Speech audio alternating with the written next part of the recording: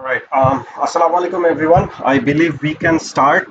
So before starting, I just want to let everyone know uh, সবাই কি আমাকে শুনতে পাচ্ছেন? Am I audible enough? G sir. Yes, sir. আচ্ছা, ওকে। So আজকের ক্লাসে হচ্ছে বেসিক্যালি আমরা মিডের পরের যে চ্যাপ্টারটা লাস্ট ক্লাসে স্টার্ট করেছিলাম ওই চ্যাপ্টারটাই হচ্ছে আমার আজকে শেষ করার plan. So 50% of the chapter was done in the previous class. বাকি যে 50% আছে ওইটা হচ্ছে আমরা আজকের ক্লাসের মধ্যে শেষ করব আর কি। যেহেতু হচ্ছে অনলাইনে ক্লাস নিচ্ছি, ক্লাসটা একটু লেটলি স্টার্ট করেছি। সো আমার ইনিশিয়াল প্ল্যান হচ্ছে মোটামুটি 1 আওয়ারের মধ্যে কভার আপ করে ফেলার। ইউজুয়াল কেসে হচ্ছে এর বেশি লাগার কথা না। সো আমি হচ্ছে normally it's just a basic lectures and staff. কিছু কিছু জিনিস আপনাদের কাছে নতুন লাগতে পারে, ওই জিনিসগুলো আপনাদের প্রপারলি বুঝতে হবে। কেউ যদি কোনো কনসেপ্ট বুঝতে না পারেন অথবা কারো যদি কোনো কনফিউশন থাকে আমাকে পড়ার মাঝখানে ইন্টারাপ্ট করে আমাকে কাইন্ডলি কোয়েশ্চেনগুলো জিজ্ঞেস করবেন। আমি হচ্ছে সেই অনুযায়ী অ্যান্সার করার ট্রাই করব। And like I said before, এই চ্যাপ্টারটা যেহেতু থিওরিটিক্যাল চ্যাপ্টার, সো এখান থেকে সিনারিও বেস কোয়েশ্চেনই বেশি আসবে।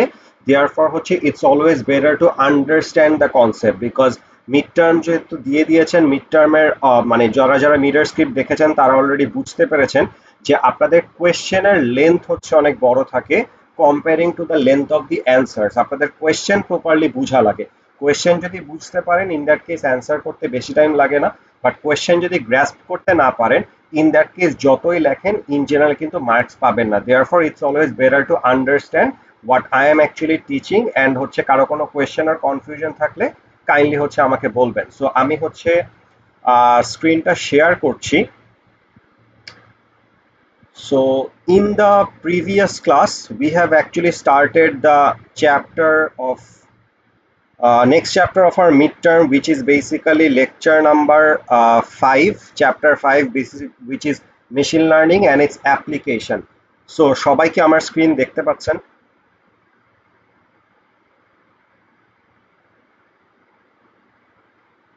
আমার Yes, স্ক্রিন কি sir. দেখা যাচ্ছে? আচ্ছা, ওকে, ঠিক আছে। সো আমরা হচ্ছে লাস্ট ক্লাসে machine learning and it's application এই চ্যাপ্টারটা স্টার্ট করেছিলাম। তো মেশিন লার্নিং কি জিনিস সেটা আমরা জেনেছি। সহজ ভাষায় হচ্ছে আমরা যেহেতু যখন কোন একটা পার্টিকুলার মেশিনকে কিছু ডেটার মাধ্যমে ট্রেন করার ট্রাই করি এবং ট্রেন করার পরে আমি মেশিনটাকে টেস্ট করি যে মেশিনটা কতটুকু শিখতে পারলো, এই যে মেশিনটাকে শিখানোর ব্যাপারটা, এটাকেই হচ্ছে মেশিন লার্নিং বলা হয়। মেশিন কিসের মাধ্যমে শিখে? এক্সপিরিয়েন্সের মাধ্যমে শিখে, অথবা আমরা যেটাকে ফর্মালি বলতে পারি হচ্ছে মেশিন ডেটার মাধ্যমে শিখে। তার মানে এখন এই যে যেই ডেটার মাধ্যমে শিখে, কোন কোন টাইপের ডেটা আছে বা কোন কোন ওয়েতে মেশিনটা লার্ন করে, সেটার জন্য দেয়ার are basically 3 type: supervised, unsupervised এবং রেইনফোর্সমেন্ট লার্নিং। সুপারভাইজ, আনসুপারভাইজ এবং রেইনফোর্সমেন্ট লার্নিং এর মধ্যে ডিফারেন্স হচ্ছে supervise only works with the label data. So আমরা যদি লেবেল ডেটা নিয়ে কাজ করি, যে ডেটাগুলো লেবেল থাকে, আমি লাস্ট ক্লাসে আপনাদেরকে এক্সাম্পল দিয়েছিলাম, ওখানে আপনারা দেখেছিলেন যে যেই ডেটাগুলো লেবেল থাকে ওই লেবেল ডেটা নিয়ে মেশিনকে যেভাবে ট্রেন করা হয়, that is called supervised learning. Next comes the unlabelled data. আমরা আনলেবেল ডেটা নিয়ে মেশিনকে যেভাবে ট্রেন করানোর ট্রাই করি সেটাকে বলা হয় হচ্ছে unsupervised learning. So supervise learning এবং আনসুপারভাইজ লার্নিং, এই দুইটার মাঝখানে ডিফারেন্স হচ্ছে সুপারভাইজ লার্নিং লেবেল ডেটা নিয়ে কাজ করে, আনসুপারভাইজ লার্নিং আনলেবেল ডেটা নিয়ে কাজ করে। সো লেবেল ডেটা বলতে আমি বুঝাচ্ছি, সাপোজ লেটস সে আমি মেশিনকে বললাম যে this is a triangle, this is a circle, this is a square, this is a rectangle, something like that. So এইটা দিয়ে আমি মেশিনকে ট্রেন করলাম। মেশিনটা হচ্ছে ট্রেন হওয়ার পরে আমি যদি ওকে আবার সার্কেল দেই, ও এইটাকে যদি সার্কেল হিসাবে এটাকেও প্রেডিক্ট করতে পারে। তার মানে কি, এই প্রত্যেকটা জিনিস লেবেল করা আছে, this is a triangle, this is a circle, this is a square and this is a rectangle. প্রত্যেকটা শেপ অনুযায়ী যেহেতু আমাদের এই ডেটাগুলো লেবেল করা আছে, এটাকে আমি লেবেল ডেটা বলবো। এবং এই অনুযায়ী মেশিনটা লার্ন করে যদি প্রপার শেপটা বুঝে সে অ্যান্সার করতে পারে যে this is a circle, in that case we can say that supervised learning, as simple as that. Unsupervised learning এর ক্ষেত্রে ফর এক্সাম্পল এখানে হচ্ছে কোনো লেবেল ডেটা থাকে না, এখানে যদি হচ্ছে অনেকগুলো ট্রায়াঙ্গেল থাকে, স্কোয়ার থাকে, সার্কেল থাকে, সামথিং লাইক দ্যাট, এইটা থেকে মেশিন যদি শেপস অনুযায়ী সবগুলা ডেটাকে আলাদা করতে পারে, ফর এক্সাম্পল এইটাকে আলাদা করলো, দেন হচ্ছে ট্রায়াঙ্গেলকে আলাদা রাখলো, রেক্ট্যাঙ্গেল গুলাকে আলাদা রাখলো, সামথিং লাইক দ্যাট। সো এরকম করে মেশিন কমন ডেটা গুলাকে খুঁজে খুঁজে যদি ক্যাটাগরাইজ করে আলাদা করে রাখতে পারে, সেটাকে আমি বলবো হচ্ছে আনসুপারভাইজ লার্নিং। আনসুপারভাইজ লার্নিং কেন? কারণ এটা যে ট্রায়াঙ্গেল, এটা যে স্কয়ার বা এটা যে সার্কেল, এরকম কোনো ডেটা বা ইনফরমেশন আমরা ডেটাটাকে লেবেল করে দিই নাই। সো লেবেল ডেটা নিয়ে যদি কাজ করি that is supervise learning, unlabelled data নিয়ে যদি কাজ করি that is basically unsupervise learning. এরপর আসে হচ্ছে রেইনফোর্সমেন্ট লার্নিং। রেইনফোর্সমেন্ট লার্নিং এর মধ্যে involvement of the data is very less, ডেটার ইনভলভমেন্ট অনেক কম থাকে। তাহলে রেইনফোর্সমেন্ট লার্নিং এ মেশিনটা কিভাবে শিখে? মেশিনটা শিখে হচ্ছে ট্রায়াল এবং এরর প্রসেসের মাধ্যমে। সো আমরা মেশিনকে একটা গোল সেট করে দিই, মেশিনটা যতটুকু লার্ন করে ওই গোলের কাছাকাছি যাবে আমি তাদেরকে হচ্ছে একটা পজিটিভ রিওয়ার্ড দিব, যদি গোল থেকে দূরে চলে যায় সেটাকে আমি নেগেটিভ রিওয়ার্ড দিব। মেশিন পজিটিভ রিওয়ার্ড পেতে পেতেই সে একটা টাইমে হচ্ছে এই গোলের কাছে চলে যাবে, অ্যান্ড এই টাইপের লার্নিংকেই বলা হয় হচ্ছে রেইনফোর্সমেন্ট লার্নিং। সো লাস্ট ক্লাসে আমরা হচ্ছে এই তিনটা টাইপের লার্নিং আরেকটু ব্রডার ওয়েতে আরো অনেকগুলো এক্সাম্পল দিয়ে দেখেছিলাম, এখন জাস্ট আমি ওভারভিউ দিয়ে দিচ্ছি। এরপর আমরা অনেক ধরনের মেশিন লার্নিং এর এক্সাম্পল দেখেছিলাম, ইমেজ আপস্কেলিং বলেন, নিউজ ক্লাস্টারিং বলেন, ডিপ ফেক বলেন, sentiment analysis, smart compose, OCR অথবা অপটিক্যাল ক্যারেক্টার রিকগনিশন। এই জিনিসগুলো আমরা জাস্ট মেশিন লার্নিং এর অ্যাপ্লিকেশন, এই জিনিসগুলো আমরা হচ্ছে দেখেছিলাম। এরপর আমি আপনাদেরকে ক্লাসে যেটা বলেছিলাম, মেশিন লার্নিং এর সব থেকে মোস্ট ইফেক্টফুল দুইটা সেক্টর হচ্ছে হেলথ কেয়ার অ্যান্ড হচ্ছে ইকোনমি। হেলথ কেয়ারে আমি নিজে কোন টাইপের রিসার্চ করেছিলাম, হেলথ কেয়ারে জেনারেলাইজ ওয়েতে কোন কোন ওয়েতে মেশিন হচ্ছে ইম্প্যাক্টফুল হতে পারে বা মেশিন লার্নিং একটা ইম্প্যাক্ট রাখতে পারে, এই জিনিসগুলো আমি একটু জেনারেলাইজ আইডিয়া দেওয়া হয়েছে আপনাদেরকে। আজকে হচ্ছে আমরা হেলথ কেয়ার সেক্টরের বিভিন্ন যে মেশিন লার্নিং এর অ্যাপ্লিকেশন আছে, এখানে টোটাল 6টা অ্যাপ্লিকেশনের কথা মেনশন করা আছে। এই 6টা অ্যাপ্লিকেশন হচ্ছে আমরা ওয়ান বাই ওয়ান দেখব এবং এই জিনিসগুলো আমরা বুঝার ট্রাই করব। সো রিগার্ডিং লাস্ট ক্লাস কারো কোনো ধরনের কোনো কোয়েশ্চেন আছে? The types of machine learning, the definition of machine learning, or maybe the applications of machine learning. আচ্ছা, ওকে, মুভিং অন দেন। সো প্রথমে আসে হচ্ছে disease identification and diagnosis. Disease identification এবং ডায়াগনোসিসের মেইন ফোকাস থাকে হচ্ছে আমাদের ডিজিজটাকে আর্লি ডিটেক্ট করা। যে কোনো একটা ডিজিজ তো আইডেন্টিফাই করাই যায়, এটা হচ্ছে একটা হিউম্যান বিইংও করতে পারে বা অন্য কেউ, মানে অন্য কেউ হচ্ছে বিভিন্ন টেস্টিং এর মাধ্যমে করতে পারে, বাট আমরা মেশিন কেন ইউজ করব? মেশিন ইউজ করার পিছনে সব থেকে মেইন ইম্পর্টেন্ট যে রিজন সেটা হচ্ছে আর্লি ডিটেকশন। এবং এইটার সব থেকে প্রাইম এক্সাম্পল আমরা পেয়েছি হচ্ছে কোভিডের টাইমে। কোভিডের টাইমে যত তাড়াতাড়ি আর্লিয়ার আমাদের হচ্ছে ডিটেক্ট করতে পেরেছিলাম if we are affected by the COVID or not, তত তাড়াতাড়ি আমরা হচ্ছে সেটার জন্য কিওর নিতে পারছিলাম, তত তাড়াতাড়ি সেটার জন্য আমরা ট্রিটমেন্ট নিতে পারছিলাম। দেয়ারফর ডিজিজ আইডেন্টিফিকেশনের ক্ষেত্রে সব থেকে কোর এবং ইম্পর্টেন্ট পার্সপেক্টিভ হচ্ছে early detection. So early detection of the disease which are considered hard to diagnose and time consuming। তার মানে মেশিন লার্নিং কোথায় ইম্প্যাক্ট ফেলে? আমাদের কোনো একটা পার্টিকুলার ডিজিজকে আর্লি ডিটেক্ট করার জন্য, এবং যেটাকে হচ্ছে ডায়াগনোস করা হচ্ছে একটু কমপ্লিকেটেড এবং টাইমটা অনেক বেশি লাগে। মেশিন যেটা করে, মেশিন হচ্ছে আর্লি ডিটেক্ট করে ওই টাইম কনজাম্পশনটা হচ্ছে আমাদেরকে কমায় দেয়। Therefore machine have become extremely accurate in detecting lung cancer and হচ্ছে ব্রেস্ট ক্যান্সার। লাং ক্যান্সার ডিটেকশনের কথা যদি আপনি বলেন এবং ব্রেস্ট ক্যান্সার ডিটেকশনের কথা যদি আপনি বলেন, there are multiple research papers based on machine learning যেখানে হচ্ছে লাং ক্যান্সার এবং ব্রেস্ট ক্যান্সার ডিটেক্ট করা হয়েছে। এবং there is a real life example যেটাকে হচ্ছে গুগল ডিপ লার্নিং টুল বলা হয়।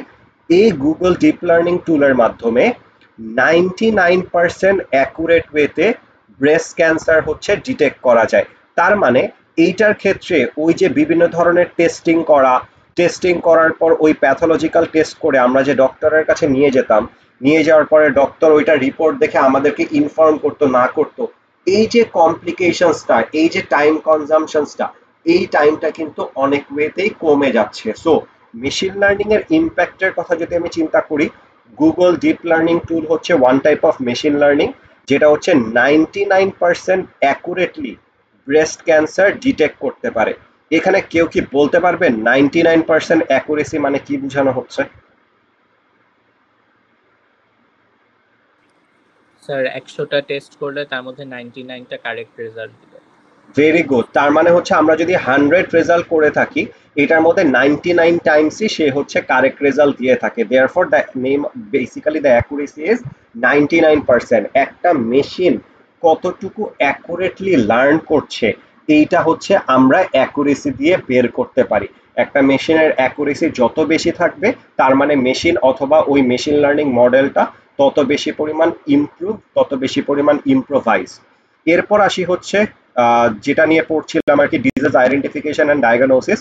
So provides an initial diagnosis, treatment possibilities with relevant article and clinical trial. So এইটা যেটা করে মেশিন, যেটা করে মেশিন হচ্ছে প্রথমে তো ডিজিজটা আইডেন্টিফিকেশন করে দেয়, এরপরে হচ্ছে ডায়াগনোসিস কিভাবে করতে পারে, মেশিন হচ্ছে কি ইনিশিয়াল ডায়াগনস্টিক ট্রিটমেন্ট হিসাবে সেই ডিজিজ রিলেটেড যত ধরনের আর্টিকেল আছে, যত ধরনের ক্লিনিক্যাল টেস্ট করা হয়েছে, ট্রায়াল করা হয়েছে অ্যারাউন্ড দ্য হোল ওয়ার্ল্ড, সেটাও কিন্তু আমাদেরকে ফিগার আউট করে দিতে পারে। So machine learning disease identify করতেও হেল্প করে, ডায়াগনোসিস করতেও আমাদেরকে হেল্প করছে।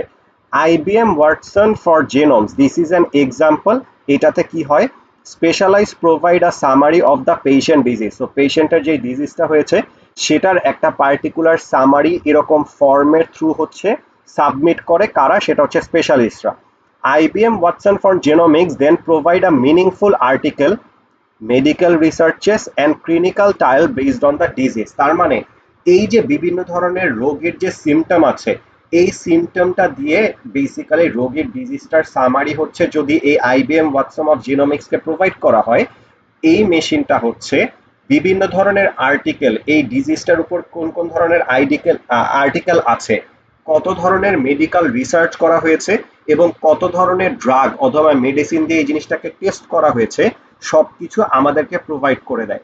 It also suggest possible therapeutic options and helps doctor to make an inform choice. তার মানে আমরা যদি ওয়ার্ল্ডের যে কোনো একটা পার্টিকুলার কান্ট্রিতে বসে থাকি, অন্য কোনো অ্যাডভান্স কান্ট্রিতে অথবা অন্য কোনো কান্ট্রিতে যদি এই পার্টিকুলার ডিজিজের মেডিকেশন আরো অ্যাকুরেটলি বের হয়ে যায় বা যদি কোনো ক্লিনিক্যাল ট্রায়াল হচ্ছে সাকসেসফুল হয়, ওটা কিন্তু ইনস্ট্যান্টলি আমরা এই পার্টিকুলার মডেলের মাধ্যমে জানতে পারবো এবং রোগীটাকে হচ্ছে ট্রিটমেন্ট করতে পারবো। So this are the ways machine learning actually helps to diagnose the disease and also identify them as well. Regarding this কারো কোনো কোয়েশ্চেন আছে? এটা হচ্ছে one aspect of the medical field. Okay, moving on then. Drug discovery and manufacturing, নাম দেখেই মোটামুটি বোঝা উচিত, বাট আপনাদের বেটার আন্ডারস্ট্যান্ডিং এর জন্য আমি এক্সাম্পল দিচ্ছি উইথ সাম এক্সপ্লেনেশনস।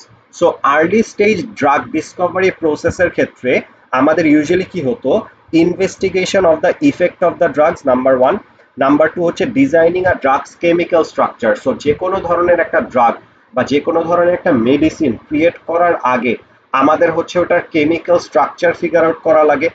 এরপরে হচ্ছে ওই ড্রাগটার কোন কোন ধরনের ইফেক্ট আছে, পজিটিভ ইফেক্ট কতটুকু, নেগেটিভ ইফেক্ট কতটুকু, ওইটার কোনো সাইড ইফেক্টস আছে নাকি, এগুলা কিন্তু টোটাল প্রসেসে ফিগার আউট করা লাগে।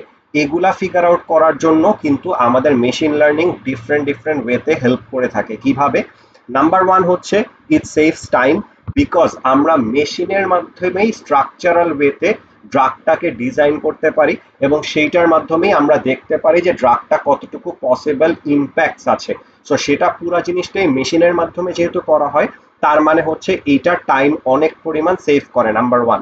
নাম্বার টু হচ্ছে money and human effort by analysing complexity biomedical data and finding new pattern.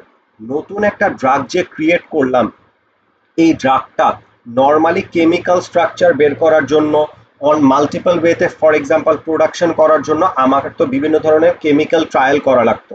এই বায়োমেডিক্যাল কেমিক্যাল ট্রায়াল করার জন্য অনেক ধরনের টাকা পয়সারও আগে দরকার ছিল যদি আমরা এটা মেশিনের মাধ্যমে না করতাম।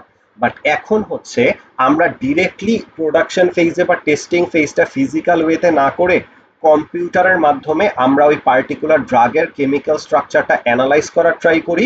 তারপরে আমরা দেখি এইটার কোন কোন ধরনের প্যাটার্ন আছে এবং এইটা মানুষের উপর ইউজ করলে কোনো ধরনের কোনো সাইড ইফেক্ট বা এরকম কিছু হচ্ছে নাকি।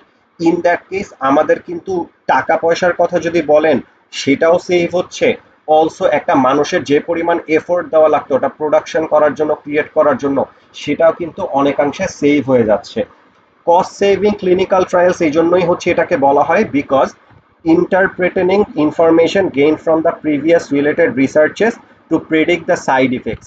This is a very important concept which is আমাদের একটা পার্টিকুলার ড্রাগের যদি আমরা ক্রিয়েট করতে যাই, ওইটা যদি অলরেডি অন্য কোনো কান্ট্রিতে টেস্টিং হয়ে থাকে, ইন দ্যাট কেস সেটার পজিটিভ সাইড নেগেটিভ সাইড আমরা সবকিছু কিন্তু মেশিনের মাধ্যমে জেনে ফেলতে পারতেছি এবং সেটার কারণে আমি বুঝতে পারতেছি যে কোন কোন কেমিক্যাল ট্রায়াল আমাদের করা উচিত, কোনটা কোনটা করা উচিত না, এবং সেইটার থেকেও আরো অ্যাকুরেটলি কিভাবে আমরা বের করতে পারি সেটাও কিন্তু আমাদের মেশিন লার্নিং আমাদেরকে হেল্প করতেছে। এবং mapping possible candidates with the potential trial, আমরা হচ্ছে যে পার্টিকুলার রোগীটার উপর এই ড্রাগটা হচ্ছে টেস্ট করতে যাব তার কারেন্ট ফিজিক্যাল কন্ডিশন কিরকম আছে, এইটা তার শরীরে কোনো সাইড ইফেক্ট ফেলবে না কি ফেলবে না, সব ধরনের টেস্টিং কিন্তু মেশিন লার্নিং এর মাধ্যমে করা যায়। সো এইটার ক্ষেত্রে this is cost saving in the clinical trials. So drug Discovery এবং ম্যানুফ্যাকচারিং এর ক্ষেত্রে আমি যদি বলি, এখানে বলা হচ্ছে drug discovery and manufacturing is an unsupervised learning. কেউ কি বলতে পারবেন আনসুপারভাইজ লার্নিং কেন বলা হচ্ছে?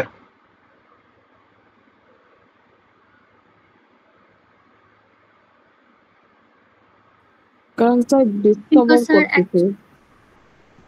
একজন একজন করে বলেন, সমস্যা নাই।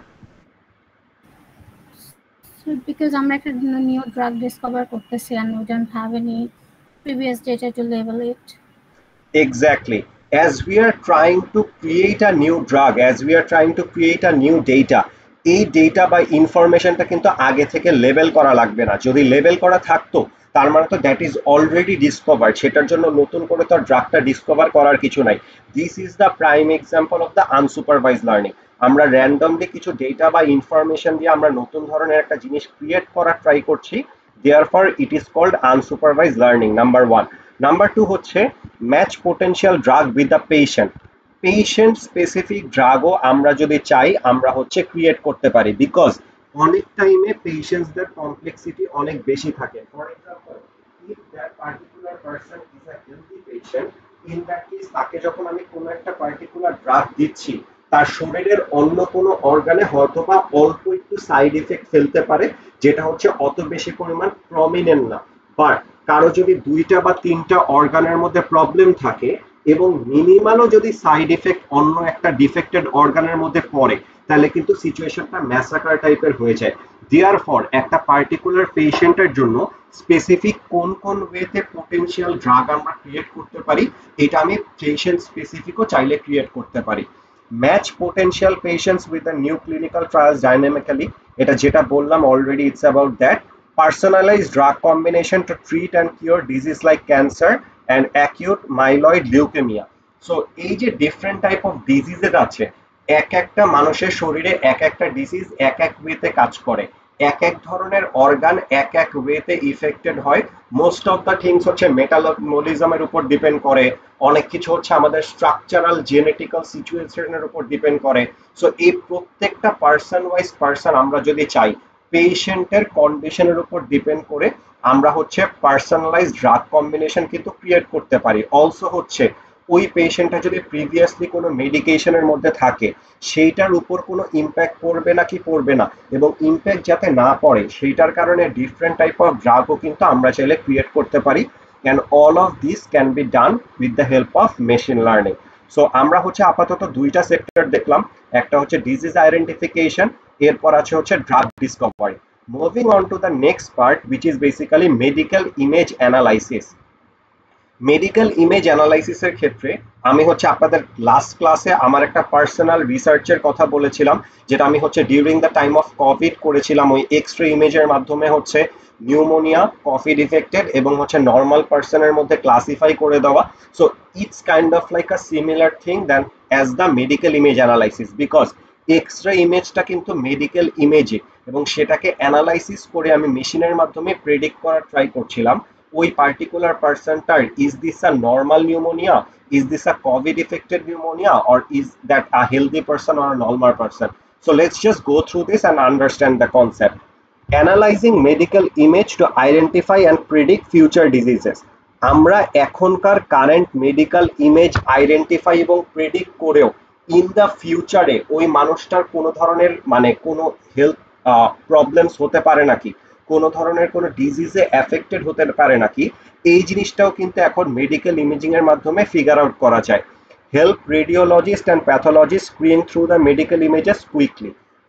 লাস্ট ক্লাসে যেটা বলছিলাম, আপনারা যদি কোনো একটা ডিজিজে এফেক্টেড হন সবার প্রথমে ডাক্তারের কাছে যাবেন, ডাক্তারের কাছে সিমটমস বলবেন, ডাক্তার কিছু টেস্ট করতে দিবে, ওই টেস্টটা আপনি আবার করাবেন, করানোর পরে আবার রিপোর্টগুলো নিয়ে ডাক্তারের কাছে যাবেন, ডাক্তার ওই রিপোর্টগুলো দেখে দেন আপনার কোন ডিজিজটা হয়েছে ওইটা আইডেন্টিফাই করবে, দেন হচ্ছে আপনাকে ওইটা অনুযায়ী মেডিকেশন দিবে, which is a very lengthy process.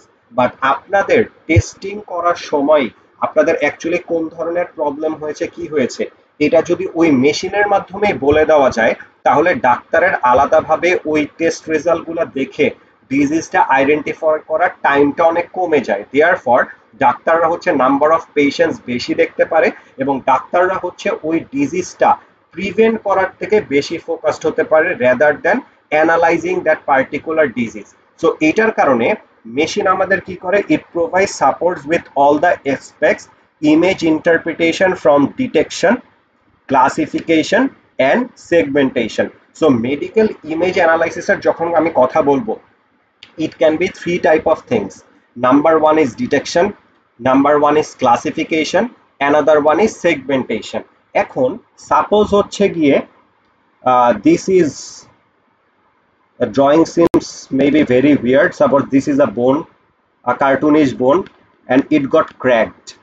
So a particular location এ যে এই বোনটা হচ্ছে ক্র্যাক হয়েছে, this is called detection. একটা স্পেসিফিক পয়েন্টে গিয়ে এইটাকে হচ্ছে ডিটেক্ট করা, এটা এক্সরে ইমেজের মাধ্যমে ওই বোনটা ক্র্যাক হয়েছে নাকি হয় নাই এইটা যে ফিগার আউট করার ব্যাপারটা, এটাকে হচ্ছে ডিটেকশন বলা হয়।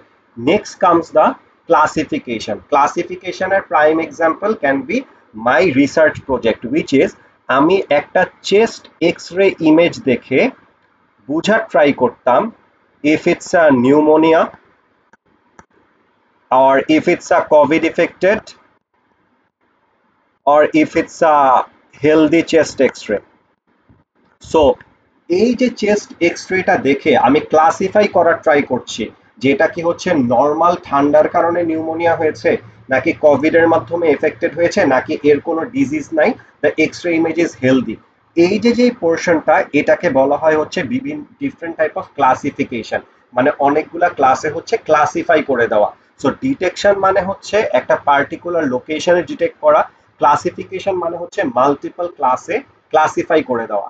এরপর আসে হচ্ছে সেগমেন্টেশন। ইউজুয়াল কেসে সেগমেন্টেশন হচ্ছে kind of like an unsupervised learning. Segmentation কি, ওই যে বিভিন্ন ধরনের সেম ক্যাটাগরির জিনিসটাকে ক্লাস্টার করে রাখা।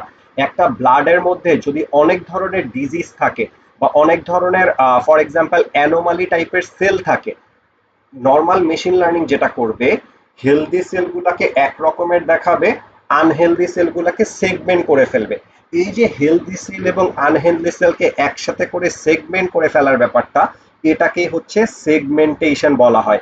ডিটেকশন মানে স্পেসিফিক লোকেশনে ডিটেক্ট করা, ক্লাসিফিকেশন মানে হচ্ছে কোন ক্লাসের মধ্যে পড়বে সেই অনুযায়ী ইমেজটাকে ক্লাসিফাই করে দেওয়া, সেগমেন্টেশন মানে হচ্ছে একটা পার্টিকুলার ইমেজে দুই ধরনের বা তিন ধরনের যদি ডেটা বা ইনফরমেশন থাকে সেগুলোকে আলাদা আলাদা ক্লাস্টার করে ফেলা। So this are the three procedure যেটার মাধ্যমে মেডিকেল ইমেজিং এর মাধ্যমে মেশিন লার্নিং এর হেল্পে এই জিনিসগুলো করা হয়, ডিটেকশন, ক্লাসিফিকেশন এন্ড সেগমেন্টেশন। একটা এক্সাম্পল দেখি তাহলে আরেকটু ক্লিয়ার হয়ে যাবেন। সো এক্সাম্পল হচ্ছে analysis of the skin images to identify skin cancer. এই যে আমাদের বিভিন্ন ধরনের স্কিন ক্যান্সার হয়ে থাকে, এই স্কিন ক্যান্সার কিন্তু আমাদের স্কিন ইমেজের মাধ্যমে মেশিন লার্নিং আইডেন্টিফাই করতে পারে। In several studies machine learning tool were proven to be more accurate than the physician. So ফিজিশিয়ানরা যতটুকু অ্যাকুরেটলি আপনাকে ইনফরমেশন দিতে পারে, একটা মেশিন লার্নিং টুল কিন্তু ইন সাম কেসেসে স্কিন ক্যান্সার বা স্কিন ইমেজ আইডেন্টিফাই হচ্ছে আরো বেটার করতে পারে। দে reached 87 to 95% accuracy while dermatologists have 65 to 85% accuracy। তার মানে ইন সাম কেসেসে কিন্তু মেশিন হচ্ছে ডার্মাটোলজিস্ট বা মেশিন হচ্ছে ডাক্তারদের থেকেও অনেক বেশি পরিমাণ অ্যাকুরেট ওয়েতে কাজ করছে। তার মানে ডিজিজ আইডেন্টিফিকেশনের ক্ষেত্রে মেশিন কিন্তু হিউম্যানকে সারপ্রাস করে যাচ্ছে। সো তার মানে ইন সাম কেসেস মেশিন হচ্ছে হিউম্যানের থেকে বেটার প্রেডিকশন করতে পারে, আরো অ্যাকুরেট ওয়েতে ডিজিজটাকে আইডেন্টিফাই করতে পারে with the help of medical images. So এরপরে আরেকটা এক্সাম্পল দেওয়া আছে যেটাকে বলা হয় হচ্ছে ডিপসেন্স এআই। সো ডিপসেন্স এআই যেটা করে, it significantly improves the diagnostic process by speeding up the automating diabetic retinopathy screening। So যদি একটা নর্মাল রেটিনা আপনি দেখেন, একটা রেটিনাল স্ক্যান যদি করা হয় ডায়াগনস্টিকের জন্য, so the normal retina will be looking like this and this is a diabetic retina. একটা এই যে ডিপসেন্স এআই মডেলটার কথা বলা হচ্ছে, এটা হচ্ছে আপনাদের যে ডায়াগনস্টিক প্রসেস আছে এই প্রসেসটাকে অটোমেটিক্যালি স্পিড আপ করে এবং এই স্ক্রিনিংটাকে সে নিজে করেই বলে দিতে পারে যে এই যে যে রেটিনার ইমেজটা সে দেখতে পাচ্ছে, if this is a normal retina or this is a diabetic patients retina. So এই সেগমেন্টেশন বা এই পার্টিকুলার যে ক্লাসিফাই করে দেওয়া নর্মাল রেটিনা এবং ডায়াবেটিক রেটিনার মধ্যে, এই ক্লাসিফিকেশনের জন্য কিন্তু আপনার আলাদাভাবে ডাক্তারের কাছে যাওয়া লাগবে না, এটা মেশিনের মাধ্যমেই করা possible. So third number sector যেটা আছে মেডিকেল ইমেজ অ্যানালাইসিস, এই পর্যন্ত আমরা হচ্ছে দেখলাম। সো রিগার্ডিং দিস কারো কোনো কোয়েশ্চেন আছে? Drug discovery, early detection, medical image analysis. Okay, moving on then. Personalise medicine and treatment. Personalise medicine and ট্রিটমেন্টের মধ্যে ওই যে মেডিসিন ডিটেকশনের কথা বললাম, মেডিসিন ডিটেকশন না সরি ড্রাগ ডিসকভারির কথা বললাম, ড্রাগ ডিসকভারিও partially included in this personalise medicine treatment. So এটার ক্ষেত্রে যেটা করা হয়, it helps physician to make faster decision and diagnosis based on the patient specific data and condition। পেশেন্টের স্পেসিফিক কিছু ডেটা অথবা কন্ডিশন অলরেডি হচ্ছে স্টোর থাকে এবং ওই ডেটার মাধ্যমে ইজিলি কিন্তু ফিজিশিয়ানরা কোন ধরনের ডিজিজে সে এফেক্টেড আছে এবং কোন ধরনের মেডিসিন তাকে দেওয়া উচিত, কোন ধরনের ডায়াগনস্টিক প্রসেসে যাওয়া উচিত, এই জিনিসগুলো হচ্ছে কিন্তু মেশিন লার্নিং এর মাধ্যমেও আইডেন্টিফাই করা যায়। Advanced analytics tool can provide useful information and diffuse best practice among the physician।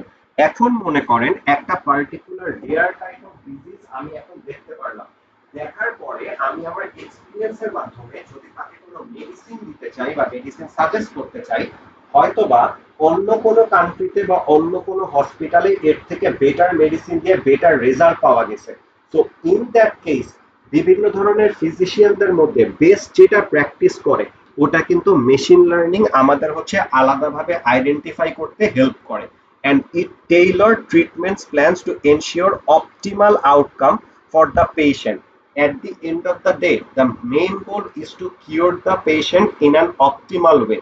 এখন আমি ইন ওয়ান ওয়েতে পেশেন্টটাকে সুস্থ করে তুললাম, বাট সেটার জন্য অনেক লেন্দি প্রসেস হয়ে গেল, অন্যান্য অর্গানগুলো এফেক্টেড হয়ে গেল, তার মানে this is not an optimal way.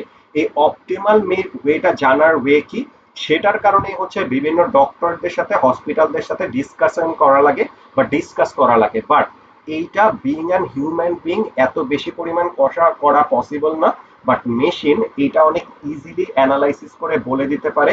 Therefore optimal outcomes বের করার জন্য মোস্ট অফ দ্য টাইম হচ্ছে মেশিন লার্নিং ইউজ করা হয়ে থাকে। সো এইটার পরে আসে হচ্ছে smart health record. Smart health record হচ্ছে বাইরের কান্ট্রিতে অনেক বেশি পরিমাণ ফেমাস দেখা যেত, আমাদের কান্ট্রিতে হচ্ছে এখন এটা ডে বাই ডে ইম্প্রোভাইজড হচ্ছে আর কি।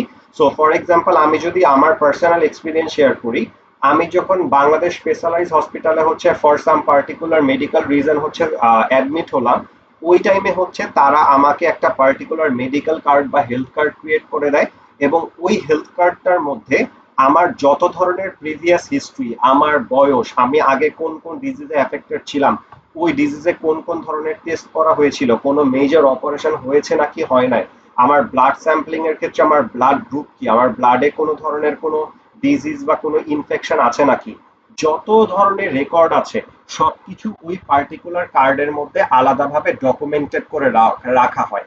এখন এই যে যে ডকুমেন্টেশনের পার্টটা আলাদাভাবে করে রাখা হলো, এইটার বেনিফিটটা কি কেউ বলতে পারবেন?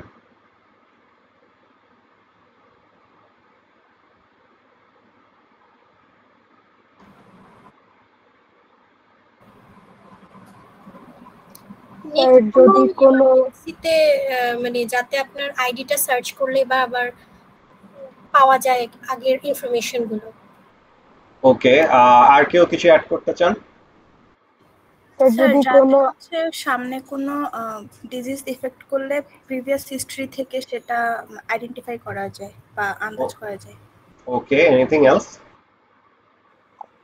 আননোন কোনো ডক্টরের কাছে যখন যাচ্ছি সে যেন প্রিভিয়াস হিস্ট্রিটা জানতে পারে before prescribing the many medicines. Exactly. So আপনারা তিনজন যেই তিন ধরনের বেনিফিট বললেন, all of these are included in the smart health record। তার মানে ইন জেনারেল কেসে হচ্ছে আমি ফর এক্সাম্পল আমার যত ধরনের হিস্ট্রি আছে সব হিস্ট্রি আমি যদি নতুন কোনো ডাক্তারের কাছে যাই, আমার এই জিনিসগুলো যদি ডকুমেন্টেড করা না থাকে, ইন দ্যাট কেস আমার প্রত্যেকটা জিনিস তাকে বারবার বলতে হবে। হয়তোবা আমার এন্টায়ার লাইফের যত ধরনের রিপোর্ট আছে ওই রিপোর্টগুলো আমি তার কাছে নাও নিয়ে যেতে পারি, it can be a hasslesome for me. অথবা এমনও হতে পারে আমার রিপোর্টগুলো হারিয়ে গিয়েছে, তো আমার তখন আবার নতুন করে কষ্ট করে টেস্ট করা লাগবে। সো ওই জিনিসগুলো না করে আমার প্রিভিয়াস রেকর্ডগুলো যদি ডকুমেন্টেড করা থাকে, আমার প্রিভিয়াস সামারে যদি ওখানে ডকুমেন্টেড করা থাকে, ইন দ্যাট কেস ওইটার মাধ্যমে আমার আলাদাভাবে ডক্টরকে আমার প্রিভিয়াস হিস্ট্রি বলে আমার টাইম ওয়েস্ট করা লাগবে না, নাম্বার ওয়ান। নাম্বার টু হচ্ছে আমার যখন পার্টিকুলার প্রিভিয়াস যদি কোনো ডিজিজ হয়ে থাকে, ওই ডিজিজটা ডাক্তাররা কিভাবে ডায়াগনোজ করেছিল, কোন কোন ওয়েতে মেডিসিন দিয়েছিল, কোন কোন টেস্ট করিয়েছিল, ওইটার কারণে আমার কোনো সাইড ইফেক্ট হয়েছে নাকি হয় নাই, এই জিনিসগুলা কিন্তু আমার থেকে একটা ডাক্তার হচ্ছে ভালো জানবেন। সো ডক্টর যখন ওই পার্টিকুলার ইনফরমেশনগুলো ডকুমেন্ট করে রাখবেন, অন্য আরেকজন ডক্টর ওইটা দেখে ইনস্ট্যান্টলি বুঝতে পারবেন আমার কোন ধরনের ট্রিটমেন্ট দেওয়া উচিত, নাম্বার টু। এবং নাম্বার থ্রি হচ্ছে গিয়ে আমার যদি ইমার্জেন্সি কোনো সিচুয়েশন আসে, ওই ইমার্জেন্সি সিচুয়েশনে আমি যদি প্রপারলি ইনফরমেশন ডক্টরকে প্রোভাইড করতে না পারি, তখন কিন্তু ডক্টরদের একটু প্রবলেম হয় যে প্রিভিয়াস হিস্ট্রিগুলো জানতে। সো আমার যদি এই জিনিসগুলো ডকুমেন্টেড করা থাকে, ইন দ্যাট কেস সেটার মাধ্যমে হচ্ছে কিন্তু জানা যায়। এবং বাইরের কান্ট্রির কথা যদি চিন্তা করেন, দেয়ার আর মাল্টিপল ইউরোপিয়ান কান্ট্রি যাদের সাথে হচ্ছে ওই পার্টিকুলার একটা মেডিকেল আইডি প্রত্যেকটা পার্সনের জন্য ইউনিকলি থাকে, এবং আমাদের যেরকম ন্যাশনাল আইডি কার্ড আছে তাদেরও এরকম ন্যাশনাল আইডি কার্ডের সাথে এই মেডিকেল কার্ডটা হচ্ছে অটোমেটিক্যালি ইন্টিগ্রেটেড থাকে। দেয়ারফর ওইটা ডকুমেন্টটা নিয়ে যখন হসপিটালে যাওয়া হয়, প্রিভিয়াস মেডিকেল হিস্ট্রি, কোন কোন ধরনের অপারেশন বা সার্জারি হয়েছে নাকি, আমি কোনো মেডিকেশনের মধ্যে আছে নাকি, সবকিছু কিন্তু আমাদেরকে ইজিলি কমিউনিকেট করে বলে দেয়। দেয়ারফর আমাদের হচ্ছে ডক্টরের সাথে কমিউনিকেশন করতেও সুবিধা হয়, মেডিকেল রেকর্ডিং গুলো স্মার্ট এবং ইজিলি ট্রান্সফারও করা যেতে পারে। আমি এক হসপিটাল থেকে অন্য হসপিটালে গেলে দিস আর ইজিলি ট্রান্সফারেবল। এবং মেডিকেল ট্রান্সলেশন যেটা বলছিলাম, একজন ডক্টর কিছু কিছু ইনফরমেশন অন্য আরেকজন ডক্টরকে যত ভালো করে বলতে পারবে, আমি সেই ওয়েতে হয়তো বা নাও বলতে পারি। সো এইটার কারণে স্মার্ট হেলথ রেকর্ডের যে কনসেপ্টটা আছে, this is very important. Another thing is alert system for the prescribe medicine. এই স্মার্ট হেলথ রেকর্ডের সাথে বিভিন্ন ধরনের ডিভাইস পাওয়া যায়, যে ডিভাইসগুলো আমাদেরকে নোটিফাই করে, এবং এই জিনিসগুলো হচ্ছে স্মার্ট ওয়াচের মধ্যেও ইন্টিগ্রেটেড থাকে। অনেক সময় অনেক ধরনের ডিভাইসও থাকে যে আমার পার্টিকুলার মেডিসিন এখন কোন মেডিসিনটা নেওয়ার টাইম হয়েছে, আমার কখন নেওয়া উচিত, কয়টার সময় নিতে হবে, কয়টা মেডিসিন নিতে হবে, এই সবগুলোর জন্য অ্যালার্ট সিস্টেমও থাকে। সো সেটার মাধ্যমে এই জিনিসটা কিন্তু ফিগার আউট করা যায়। এরপর আসে হচ্ছে the concept of the mental health care aid. Mental health care aid হচ্ছে is one of the biggest transition in terms of medical science, in terms of machine learning. So এইটার ক্ষেত্রে basically যেটা করা হয়, আমরা যখনই মেন্টাল হেলথের কথা বলি, আমরা ইউজুয়াল কেসে যে কোনো পার্সপেক্টিভের কথাই যদি চিন্তা করেন না কেন, মেন্টাল হেলথকে ফিজিক্যাল হেলথের মতো আমরা হচ্ছে অত গুরুত্ব দেই না। আমরা ফিজিক্যালি যদি সিক হই আমরা সেটাকে নিয়ে যে পরিমাণ কনসার্ন হই আমরা মেন্টাল হেলথের টাইমে কিন্তু সেই পরিমাণ কনসার্ন আমরা হই না। This is a very problematic thing because mental health is as important as the physical health. So mental হেলথকে যেহেতু ইম্পর্টেন্স দেওয়া হয় না, ইন সাম কেসেস মেন্টাল হেলথের কারণে আমরা কিন্তু এই যে বিভিন্ন ধরনের থেরাপি নেওয়া, বিভিন্ন ধরনের ডাক্তারের কাছে যাওয়া, এই জিনিসগুলো হয়তো বা আমরা প্রেফার করি না বা আমরা এই জিনিসগুলো করে থাকি না।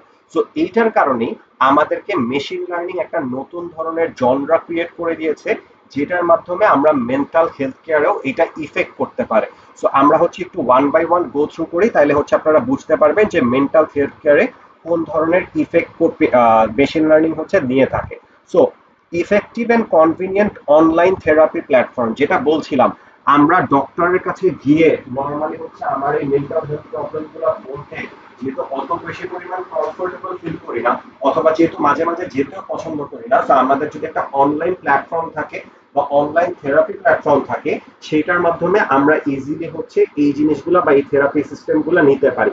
এবং অনেক সময় এইটার জন্য ডিরেক্টলি ডক্টরেরও দরকার হয় না, আমরা একটা মেশিনের সাথে কমিউনিকেট করেও কিন্তু কোন কোন জিনিস করা উচিত, কোন কোন থেরাপি নেওয়া উচিত, এই জিনিসগুলো আমরা ফিগার আউট করতে পারি। এবং এই জিনিসটা এখন আপনারা অনেক বেশি পরিমাণ দেখে থাকবে with the help of ChatGPT.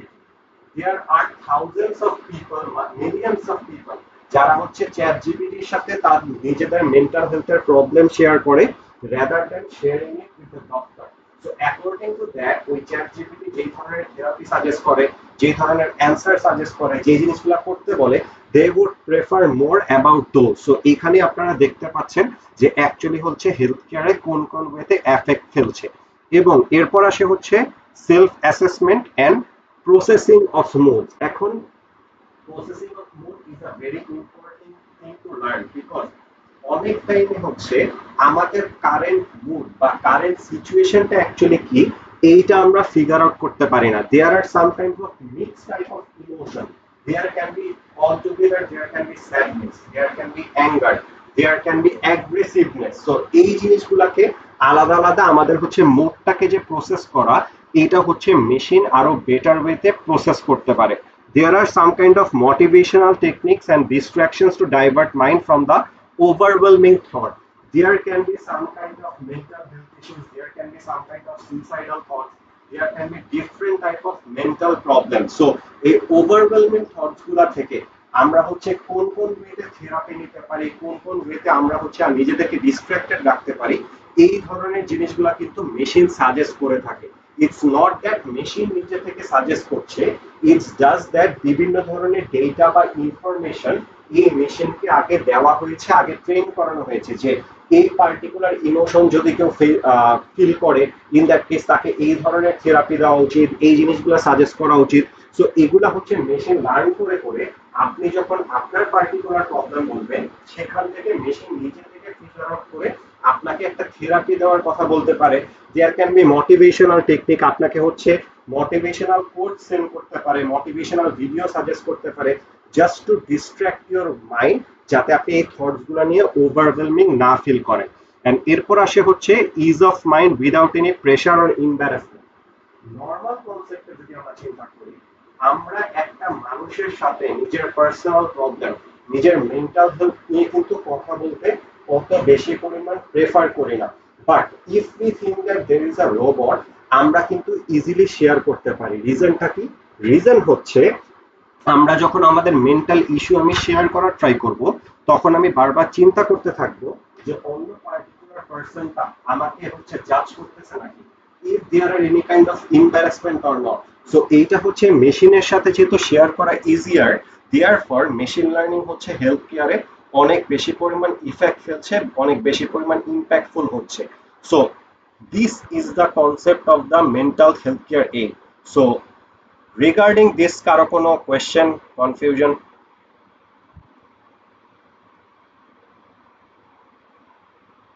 Okay, moving on then. So health কেয়ারে হচ্ছে মেশিন লার্নিং এর আরো কি কি বিভিন্ন ধরনের এক্সাম্পলস আছে। Number 1 can be physical robots for surgery assistant. So এইটার ক্ষেত্রে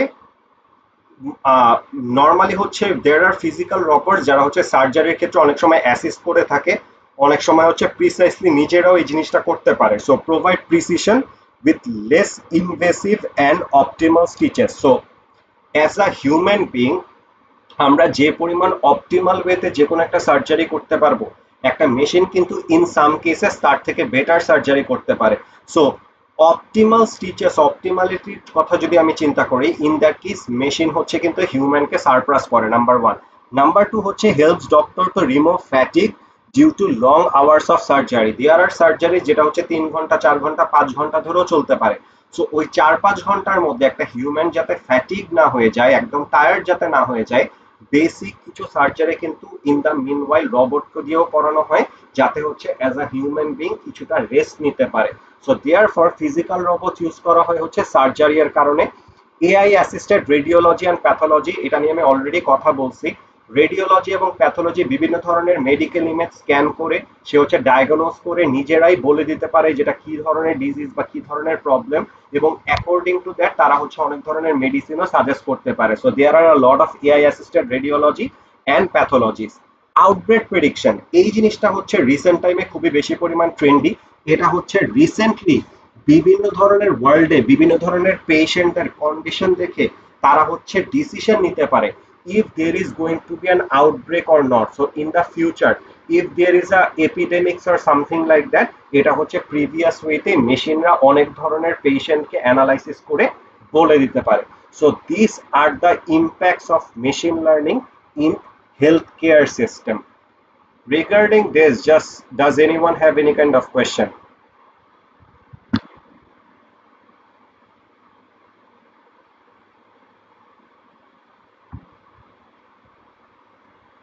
ওকে, moving on then.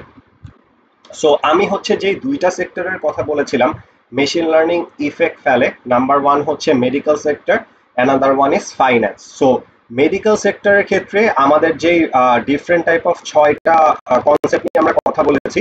So we are basically done with that, we will be moving on to the financial part or the economic part. So machine learning হচ্ছে disease identification, medical imaging, smart health record, drug Discovery, personalized medicine and treatment, and the most importantly mental health care aid. So এই জিনিসগুলো নিয়ে machine learning currently সবথেকে বেশি কাজ করে, and after that we can move on to the economic system or the financial system.